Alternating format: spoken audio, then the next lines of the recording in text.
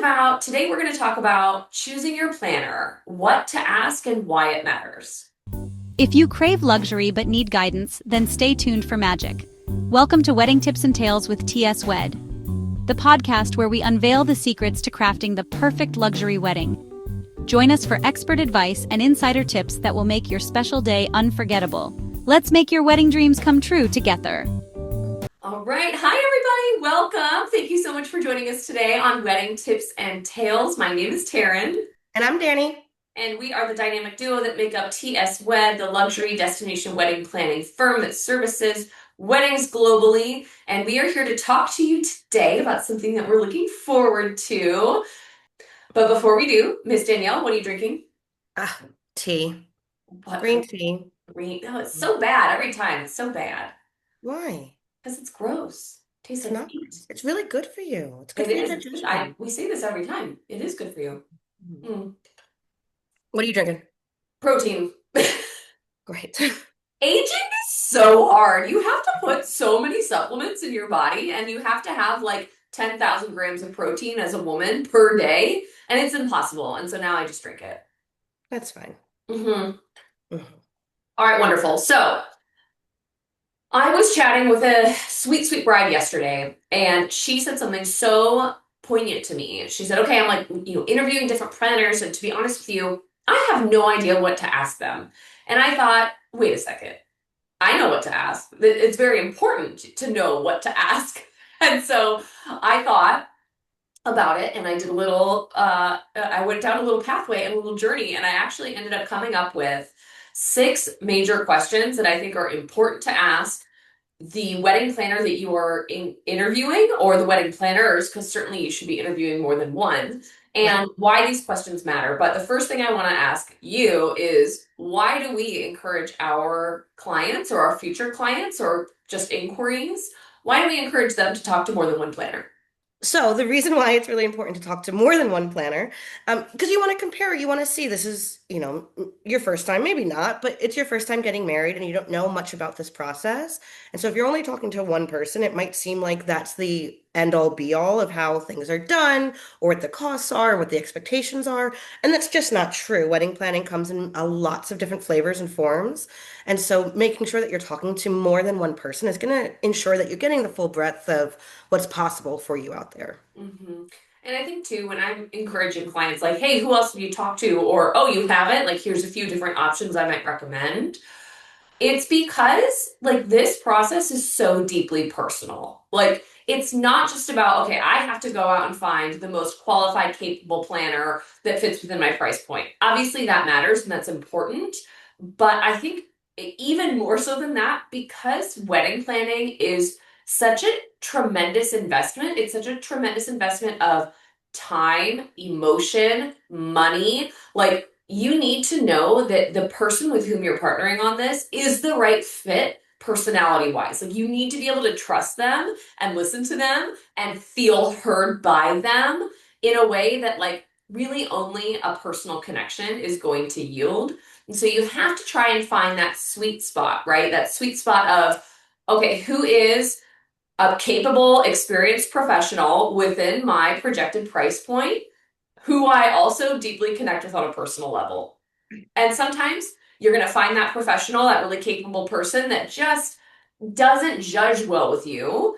And sometimes you're going to find somebody, and this happens with us more often than not, where I'll have a client that, or an inquiry that just hit it out of the park, full connection, like just a total, like we would be friends, like we really connected well and authentically, except for that they can't afford us, after the rubber hits the road and they realize what it really takes to be in with a TS Wed wedding. They can't afford us. And that's really hard, but that's really important to discern up front so that you're not locked into a contract with somebody that ultimately at the end of the day you go, oh my gosh, I can't actually afford you even though I really like you. Like, that's awful. So is that one of your first questions then you would say? Is budget one of the first things you would have couples cover? That's definitely one of the first things. I think that the most important question when it comes to like discussing finances is, how is your pricing structured? And the reason for this is because you're asking not only like, how much do you cost? which I think a lot of brides actually do just say, how much do you cost? That's not what you want to ask. What you really want to ask is, do your rates reflect the level of care and customization that we need? And so, like asking about pricing, it's so nuanced. It doesn't just matter like what's the price tag on this? Because Right. when it comes to wedding planning, there are different kinds of price structures, right? So, Yeah, I mean, this is apples to oranges a bit too, right? Because if you're asking a day of coordinator what her or his price point is versus a full luxury service person, like that's going to be very different price points, mhm, but it's a very different service, right? It's like, exactly. it's the same with any sort of industry thing. If you're having a friend who's dabbled in like being an electrician in their own house, fixing your lighting versus like hiring somebody who like does electricity for like the city, right? Like it's Mhm. just a different type of experience. It doesn't necessarily mean one is right or one is wrong. It just depends on what service you're looking for and the price point, the budget you have for that. Right. And I think that what matters too when discussing pricing from a planner perspective and what couples should be listening for, you need to listen for vague answers because that is, in my opinion, a red flag. So if you have somebody that's like, oh, well, sometimes I do a flat fee, but sometimes I just feel better doing percentage. We really decide as we go along in the planning process, but like you can expect to spend around like $5,000 or around $50,000 or whatever it is. Like that should be a red flag. Like if you are receiving vague answers, that's a person that is maybe not at the level of like truth and transparency that is good for a positive working relationship. Or they're just making adjustments in real time, but that can be very difficult because wedding planning needs a lot of adjustments in real time with things that are outside of your control, and the planning cost does not have to be outside of your control, Right. right? That should be something that is well within your control. And that doesn't mean to say that you need to know the exact cost you're going to spend up front, because some people have percentages, right? So we often do percentages, most often do percentages. And so like you're not going to know exactly how much wedding planning costs until the end.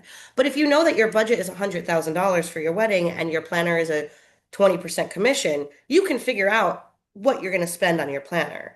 And so that's not it. Like if a planner says it's a percentage, that's not vague. That is, Right. this is the number and it's not going to change. If they say that percentage is going to change depending on how much work, that's vague. That's Right. not I the think that right. the most important thing too that a couple should walk away with is that a confident planner, somebody who truly is capable and experienced in their field, will name their value without apology too. So talking about like a percentage base, like it can feel hard. Like when we first switched to percentage base, it felt hard to not be like, hey, it's a $10,000 fee. This is what it costs. Here's the pretty number. It can feel harder when a couple goes, yeah, we're, looking at a budget between 100 and 500,000. We're not really sure, so we're going to settle on 350 and see what it is. What do you cost? Being able to go, oh, well, well, because we charge 20%, like if it ends up being 100,000, it'll be 20,000, but if it ends up being 500,000, it'll be 100,000, which is way a huge difference. And Right. like that can feel hard for a planner who's just making that transition. But if you're somebody who knows your value, knows your worth, and is confident of that, and you're able to say, like, I charge you 20% coordination fee. So regardless of what your bottom line is, you will be able to track that fee throughout the planning process. And the reason I do is because my work reflects it. And to your point, Dani, if they go, oh, well, that's too vague for us, great.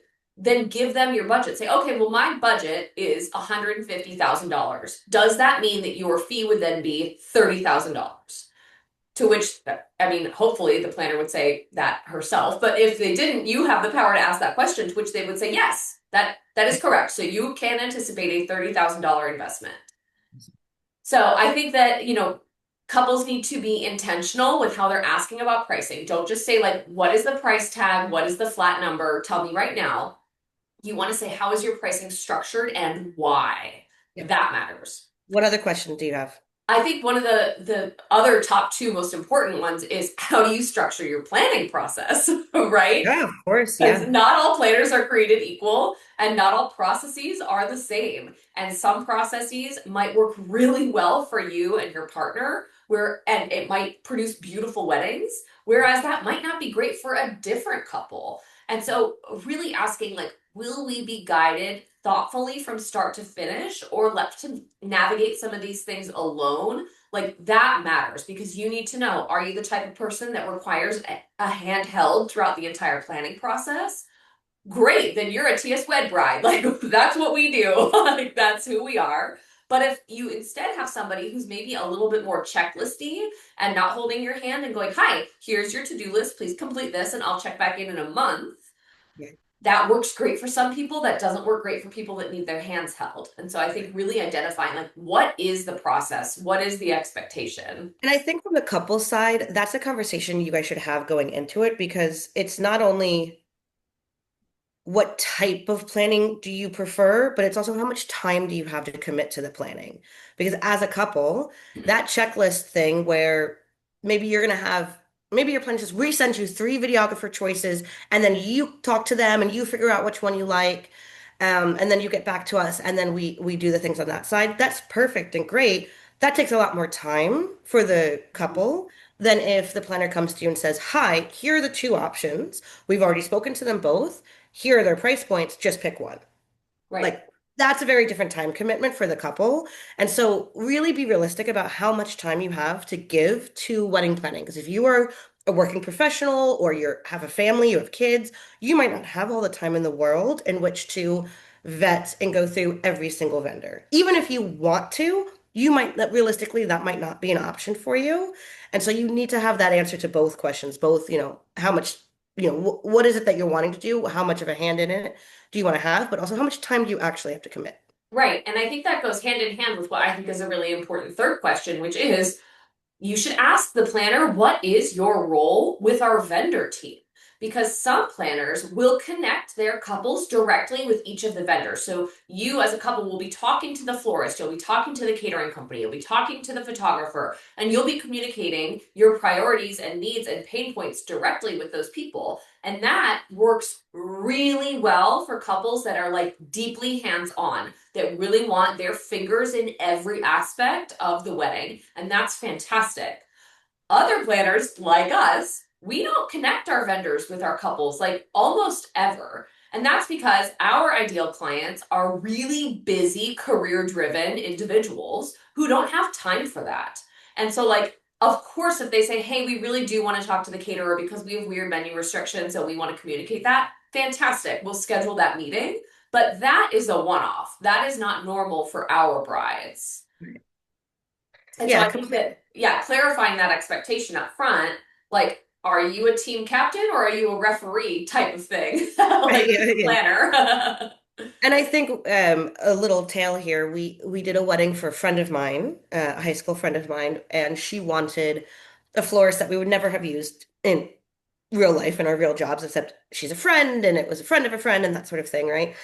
And that florist was not used to working with planners, in part because she is from a very small rural town and that's just not what happens there. And she was not used to working with planners and she wanted to connect with the bride directly. And that was a real hot point for us because she wanted to connect with the bride directly. She did not want to go through us. And that was difficult because how we do things is everything goes through us. And her concern was, well, how do I know that what you are telling me she wants is actually what she wants? And so that's part of this question here too, is that as a couple going into it, you have to vet and trust your planner. So if you're going the route wherein you're a bit more hands off and your planner is the one leading the charge and is having those communications with the vendors, there has to be a level of trust, which is why we on the front half are so heavy in getting to know the couple, having conversations, video chatting, all the things, because we need to earn their trust and be able to speak truthfully to what's going to be what they're wanting without every 5 seconds being like, wait, did you want light purple or dark purple? Wait, did you want this kind of green or this kind of green? Were you thinking ivy or were you thinking moss? Like we should be able to answer those questions directly.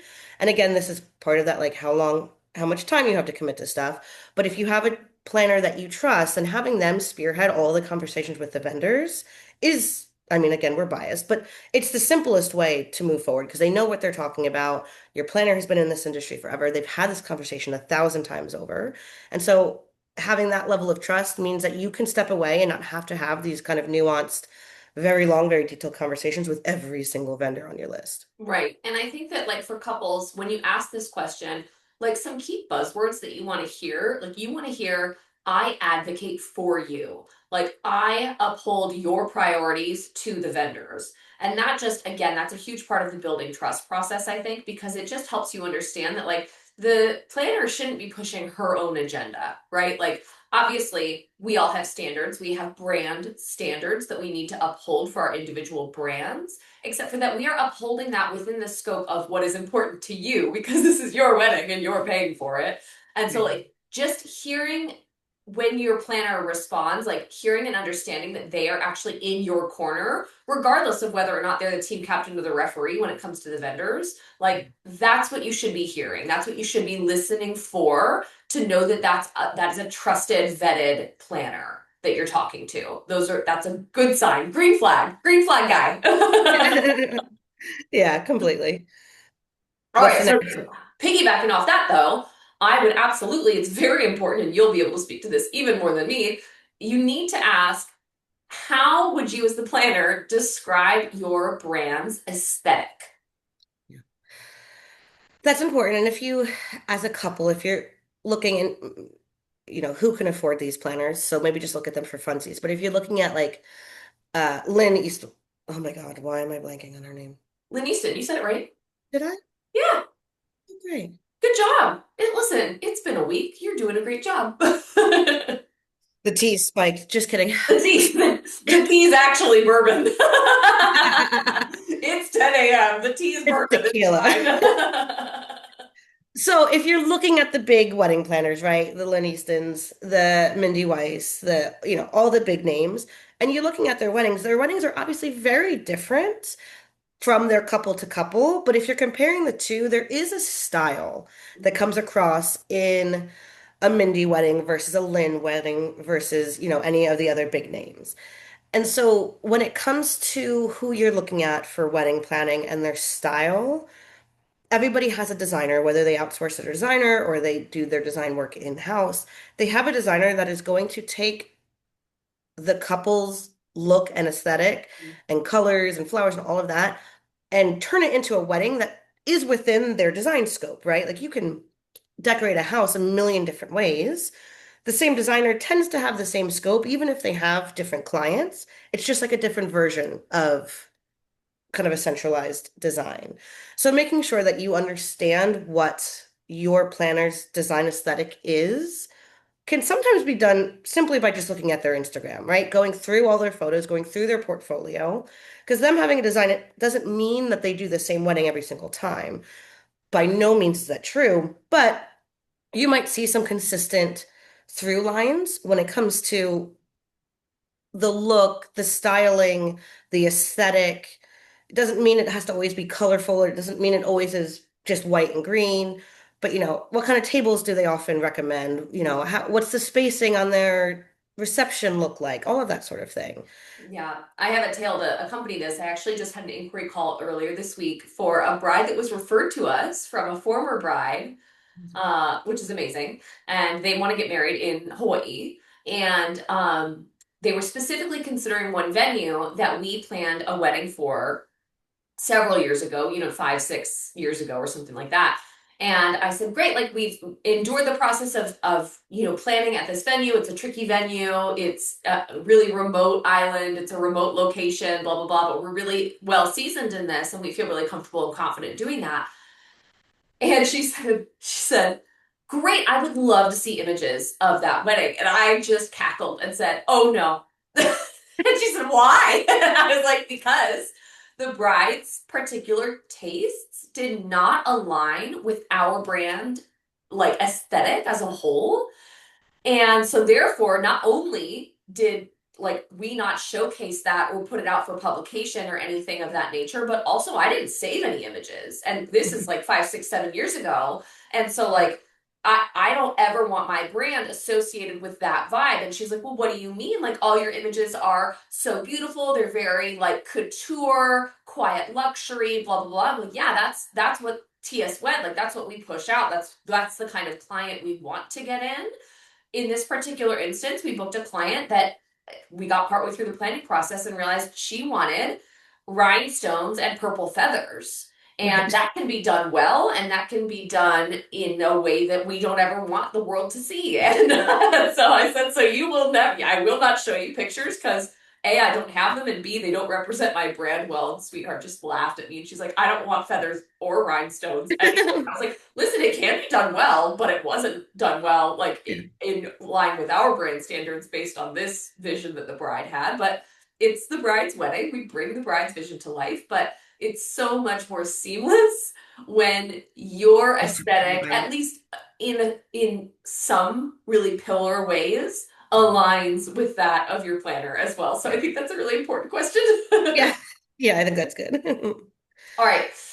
Next question, and I love that. I love it when people ask me this because it just gives me an opportunity to speak authentically to real life instances.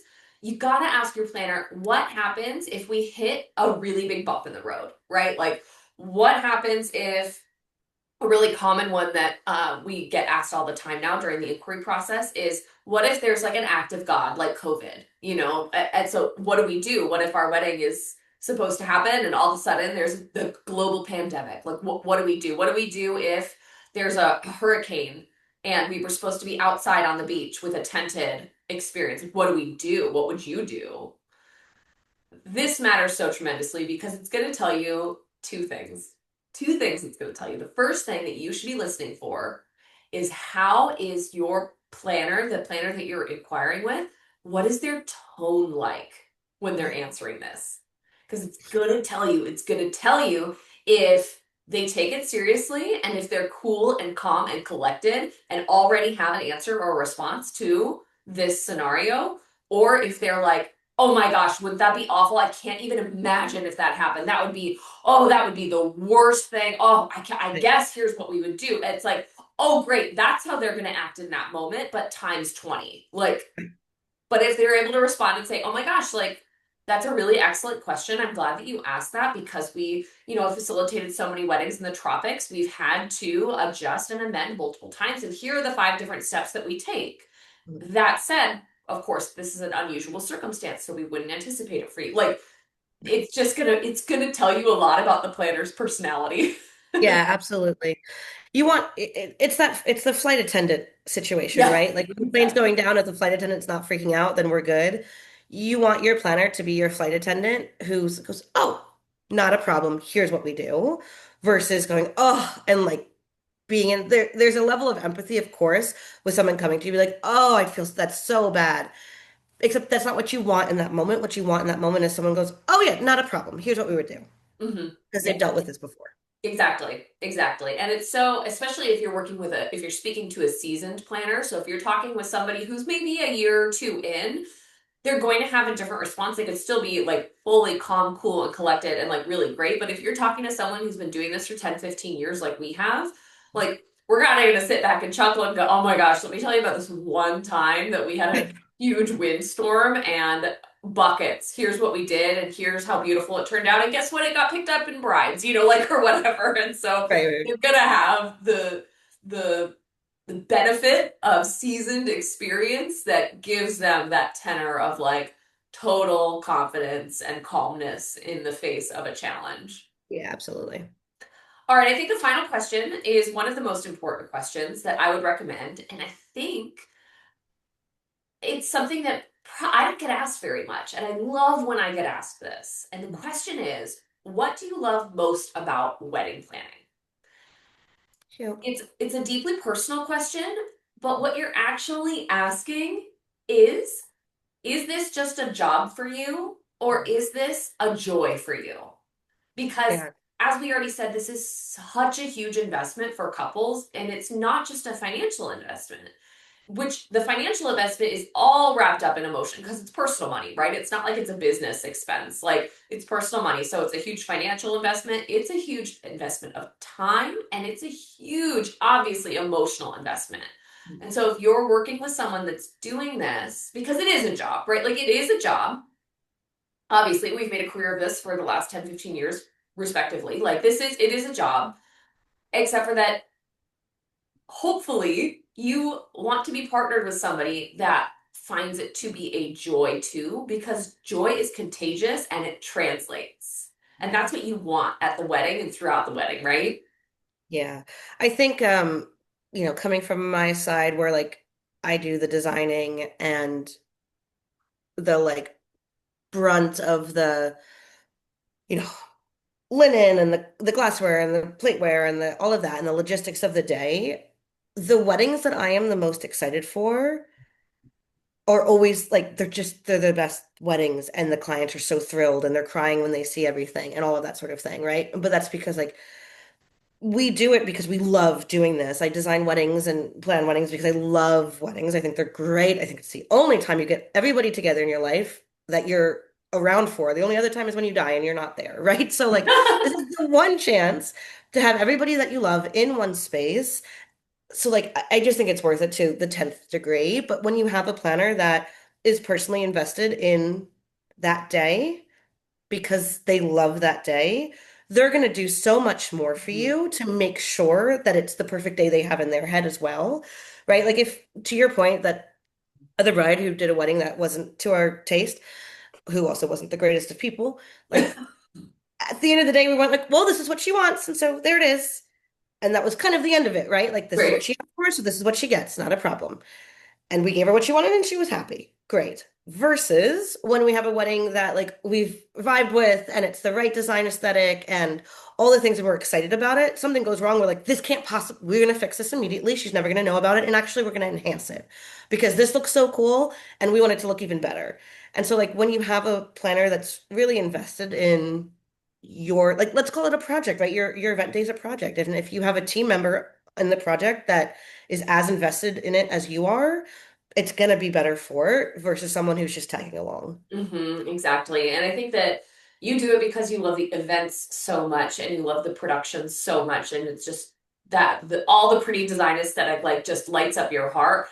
I am on the other side of that where like I love a beautiful event. Of course, that's fantastic, but I love people so much. Like I love people and I so desperately want people to feel seen and heard and loved and valued and affirmed. And like this is an opportunity to do that during one of the most sensitive and important times of your life. And that is such a joy. Like it's such a gift. This is such a weirdly unique position to be in with people to walk alongside them during this season.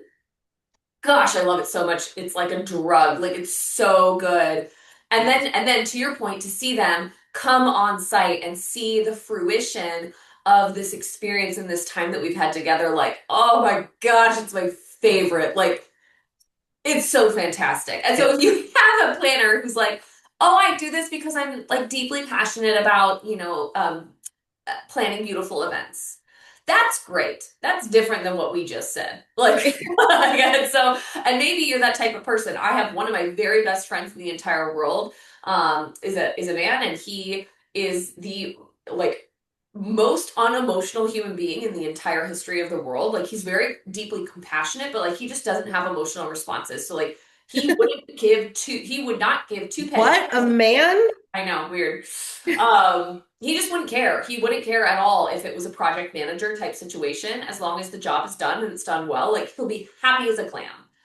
But if you're someone that like really needs that like deeper connection and that more authentic, like I'm with you on this, like my joy is going to translate and infuse the planning process and the event day itself. It's going to be amazing. Like Yeah. you will If hear you that. want your planner, if you want your planner to cry when you cry, that is a different person.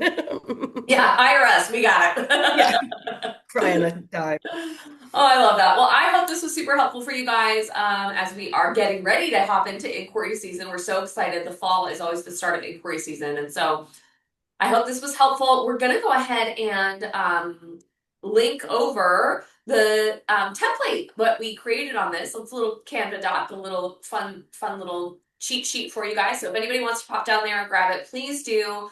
But otherwise, thank you for joining us today, and we're super excited to catch you next time. Bye, guys. Bye. Cheers. Thanks for watching. Don't forget to leave your questions below for future podcast topics. Subscribe, like, and let us know your favorite tip from this video. Until next time, let's keep making wedding dreams come true together. Bye for now.